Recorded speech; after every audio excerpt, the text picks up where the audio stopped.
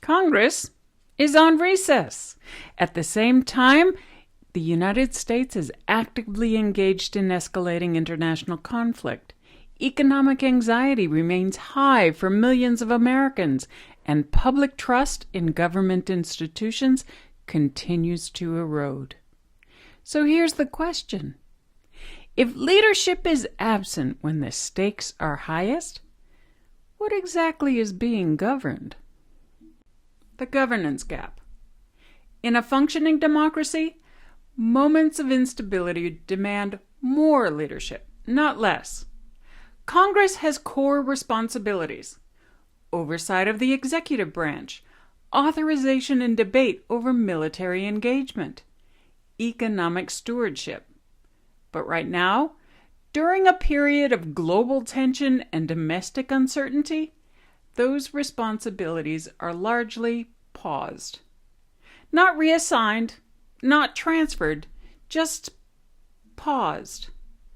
And that creates a governance gap, because democracy isn't just about elections. It's about presence.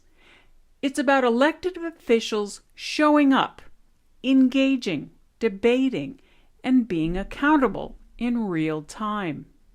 When that presence disappears, even temporarily, so does a layer of democratic legitimacy. Trust and information integrity. At the same time, we're seeing a rise in public discourse around foreign influence and political loyalty. Concerns, whether proven, alleged, or exaggerated, are circulating widely, and that alone matters. Because trust in government doesn't just depend on what is true, it depends on what is believable. When citizens begin to question whether leaders are acting in the nation's interest or influenced by external actors, the damage is already underway. This isn't about targeting individuals. It's about understanding a larger principle. Even the perception of compromised leadership undermines democratic stability. And when that perception grows in the absence of visible governance, it accelerates distrust. Economic reality. Meanwhile, for many Americans, the economic picture remains strained.